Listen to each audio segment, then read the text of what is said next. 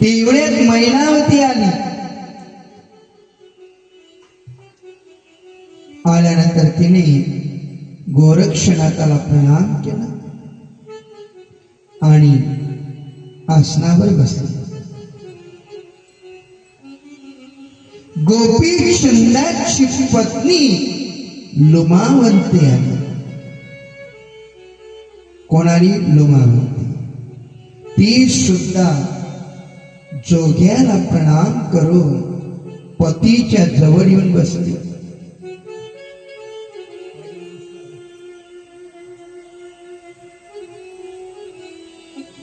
गोपीचंद राजा म्हणतो, महाराज तुम्ही आलात, आम्ही धन्य झालेला. खरोखर आहे. एक म्हण आहे, जगाच्या बाजारी सर्व काही मिळेल, काय भेटत नाही. आता काय भेटत नाही. ओ मा, पूर्वी एक म्हण होती, सब कुछ मिलती लेकिन मां नहीं मिलती. सही बात है ना. आगे आता उजड़े आगे आता, उजड़े भाग्य आता, उजड़े भाग्य आता.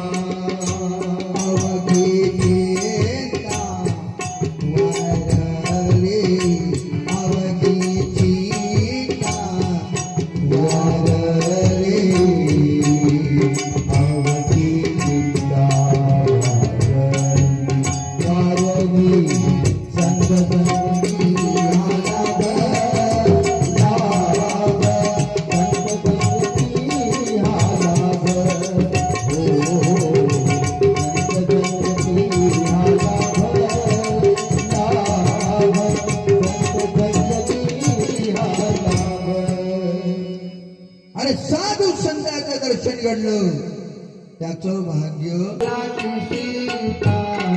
मत करना पुष्पन ही बन सकते तो पाती बन कर मत रहना, पाती बन कर मत रहना.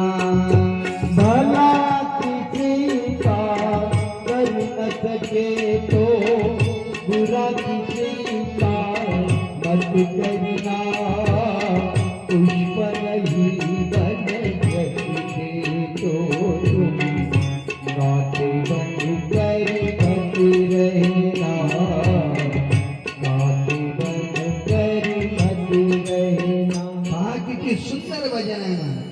भला किसी का करना सका मत करना, पुष्प नहीं बन सकते तो तुम कांटे बनकर बोलत ना मत रहना. कांटे दोन प्रकारचे आहे. गोरक्षनाथाची सेवा केली, परंतु एक दिवस मैनावतीने गोरक्षाला सर्व हकीकत सांगितलं की या चालंदरनाथाला गोपीचंदाने खड्ड्यामध्ये पुरवलेला आहे. त्यामध्ये लीद शेण वगैरे केर कचरा टाकलेला आहे. हे कोणाला समजलं? गोरक्षनाथ.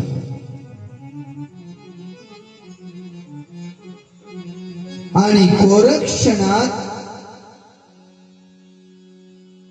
त्या गौंड देशामधून येला, पट्टणमधून भ्रमण करत करत निघाला. हा गोरक्षनाथ.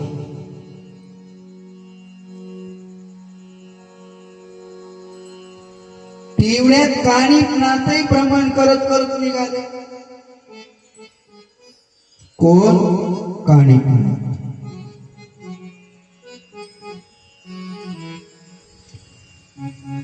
आणि गोरक्ष आणि कानिफाची भेट झाली. अलक निरंजन आदेश. एकमेकाला आदेश केला. नव्हे नव्हे तर एका वृक्षाखाली येऊन बसले दोघही जण. कोण? गोरक्ष आणि काणी. दोघही जण येऊन बसले.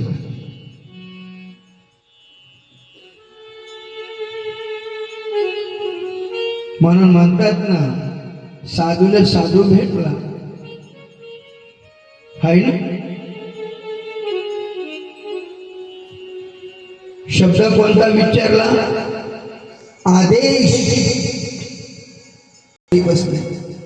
शिष्यगण होते काणिपनाथाचे. गोरक्षाने विचार केला, हा आपल्या योग शक्तीने यांना फलाहार दिला पाहिजे. म्हणून जोडीतून भस्म काढला आणि ते भस्म वृक्षाकडे फेकल्यानंतर आंब्याच्या वृक्षाकडे त्या वृक्षाचे आंबे पहा आकर्षण झाले आणि गोरक्षाच्याकडे आले. आणि गोरक्षणात आणि सर्वांना ते आंबे म्हणजे फळं खायला दिली. केवढी शक्ती आहे, केवढी शक्ती आहे.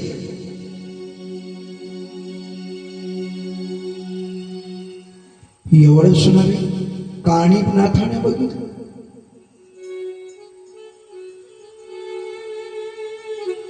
काणिपनाथाने विचार केला,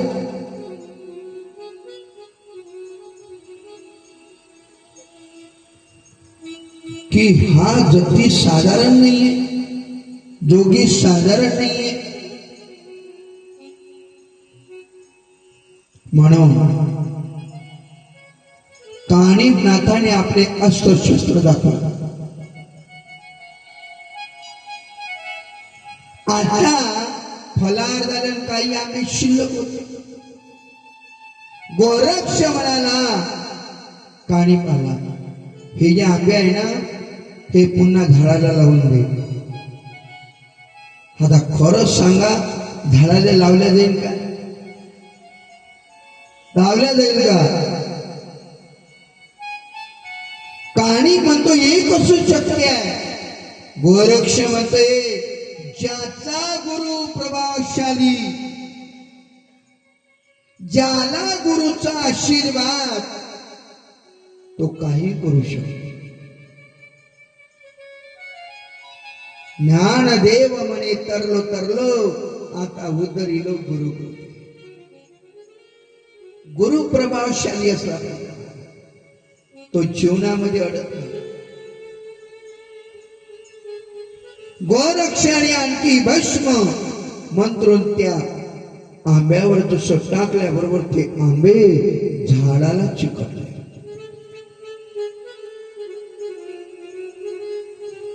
काणिपनाथ म्हणतो, ए गोरक्ष, माझा गुरु साधारण नाहीये. माझे गुरु अग्नीमधून प्राप्त झाले, यज्ञकुंडामधून. गोरक्ष म्हणतो, तुझ्या गुरुचं नाव काय आहे रे? काणिपनाथाने सांगितलं, माझ्या गुरुचं नाव जालिंदरनाथ आहे. गोरक्षनाथाले असू आलं, अरे तुझा गुरु हेला पट्टण नगर मध्ये एका खड्ड्यामध्ये शेण, लीट, केचरा, कचरामध्ये पडलेला आहे. त्याला गाडलेला आहे, पण तू गुरु मानतो.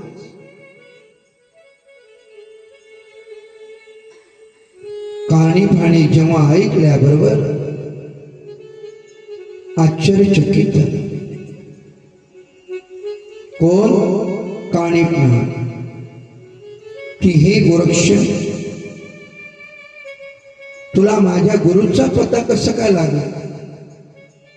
तेव्हा गोरक्षाने सर्व हकीकत सांगितली की मी गोंड दिवसामध्ये याला पट्टण नगर मध्ये गेलो आणि त्या ठिकाणी मला कळलं की जालिंदरनाथ या नगरामध्ये वास्तव्य करत होते. आणि त्याला खड्ड्यामध्ये पुरवलेला आहे. काणिकनाथजी म्हणतात, हे गोरक्ष, तुझे गुरु कोण आहे रे? गोरक्षनाथाने सांगितलं, माझे गुरु मच्छिंद्रनाथ आहे आणि मी माझ्या गुरुच्या शोधात निघालेला सच्चा गुरु काचे नाव. काणिकनाथाला हसू आलं, कारण काणिकनाथ तिथूनच आला त्यांना स्त्री राज्यातून. काणिकनाथ म्हणतो, अरे गोरक्ष्या, तो माझ्या गुरुला नाव ठेवत आहे, पण तुला माहित आहे तुझे गुरु कुठे आहे? तुझे गुरु स्त्री राज्यामध्ये आहे, राज्य सुख वैभव भोगत आहे. गोरक्षाला म्हटलं तर कठीण. दोघांच्या गुरुची माहिती तिथं झाली. गोरक्षाने विचार केला, आता काय करा?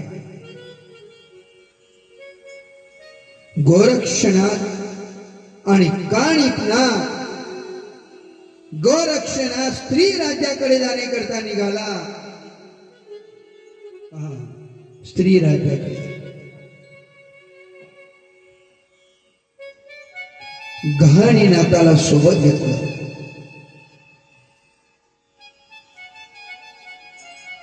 गहाणीनाथ हा गोरक्षाचाच शिष्य होता, बरोबर आहे ना? काणिकनाथजी उठले, 700 शिष्य मंडळ घेऊन काणिकनाथजी हेला पट्टण नगरकडे जाऊ लागले. गुरुच्या शोधामध्ये